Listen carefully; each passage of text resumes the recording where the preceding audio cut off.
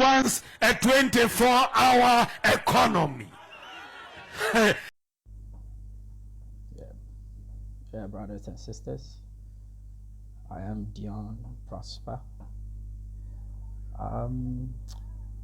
I heard our current Vice President, Dr. Mahamudu Bawumia, talk recently when he went to somewhere in the north to address his people on the issue of the 24-hour economy as espoused by the former president and current candidate of the NDC, former President John Dramani Mahama. And he rubbished it and said such an idea from the former president and candidate is bogus.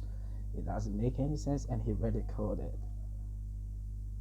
I've listened to the tape several times and I get amazed. 3 things have been deduced.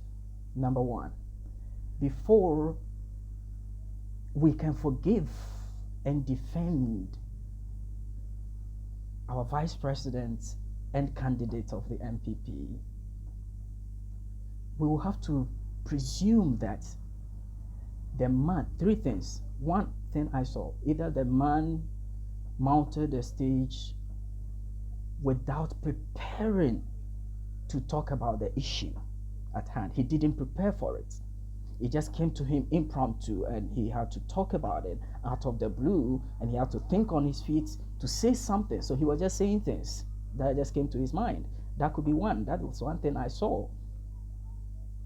If that is not true, and he really planned about what he's going to say, then we can only say that maybe he was, excuse my words, intoxicated at that moment and point in time.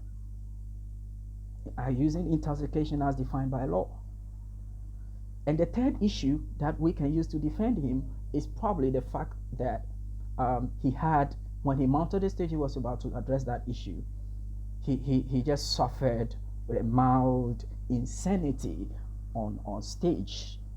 A mild insanity as also defined by law, and therefore it affected his way of thinking, and putting his thoughts together. He was just saying things anyway, anyhow. And I'm sure when he's given opportunity today, he's not going to repeat those same things again, because they're embarrassing, they are filthy, they are not good for such a caliber of person. Because the issue at hand borders around economy, and you have your PhD in economics, and so this centers around your area of specialization. So you should have done far better than the one who propounded it, who is and happens to be a historian and a communicator. And if a communicator and a historian has been able to beat you to the core when it comes to issues of economy, that you cannot even defend it, you cannot even explain it, then I'm sorry, there's something wrong with your communication, Mr. Vice President and candidate.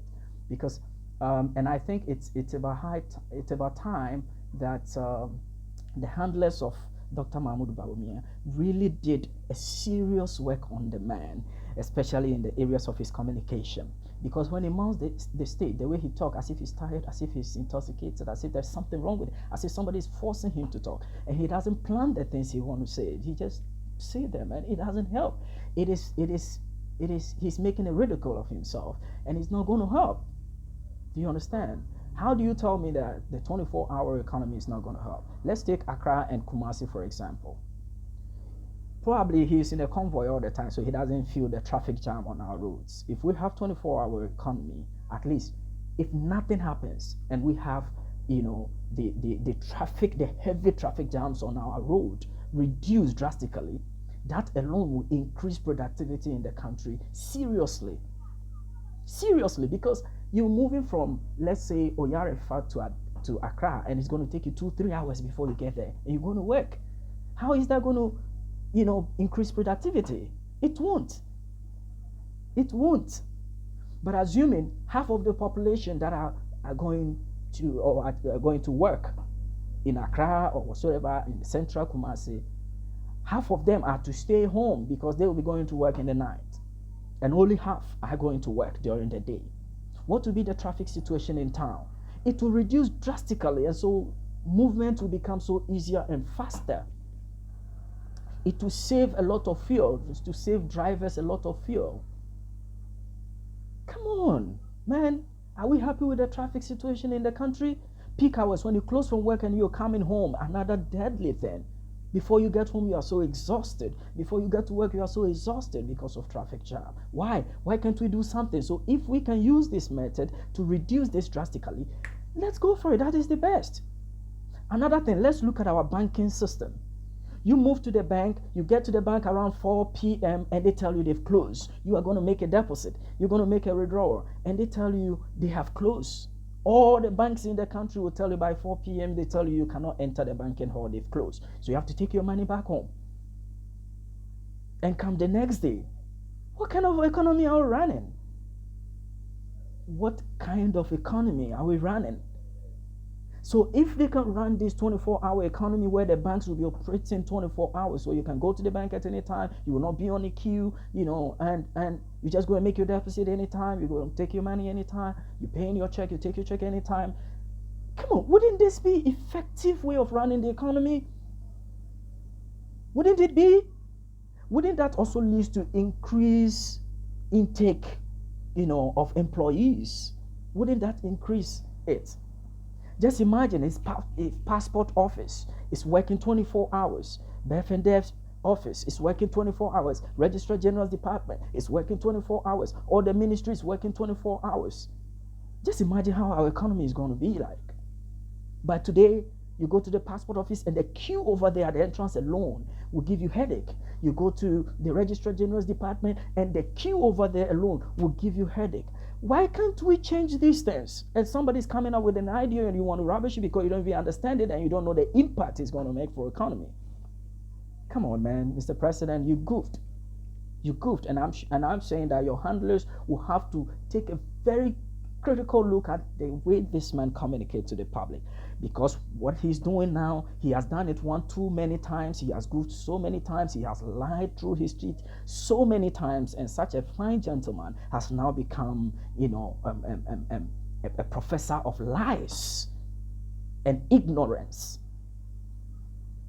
to the extent that he has become so distasteful even to the ordinary man on the street. Is that the man we are marketing for 2024? We're thinking that Ghanaians are going to buy this man? It's about time the party apparatchiks sat down and told him that, hey man, you need to watch the way you talk. You need to prepare before you go and talk. It's getting too the embarrassment is too much. You're doing much about nothing. He doesn't say anything reasonable anymore. Why? Why? Which economy in the world? Where in the world have you traveled to that you see that by 6 p.m. police posts have all closed down? All hospitals have closed down by 6 p.m. Where have you seen that before? That mobile money you can't send in the night. Where have you seen that before? And you're going to use that as the basis to say that, 24-hour economy is already running. That's embarrassment. That is a shame on you, Mr. President. It's a shame on you. Instead of you going around the country to go and kneel down and beg the people with the president, Akufo-Addo, to go and beg the people that you goofed. You deceived us. You lied to us. All the things you said, you couldn't do them. Things are tough.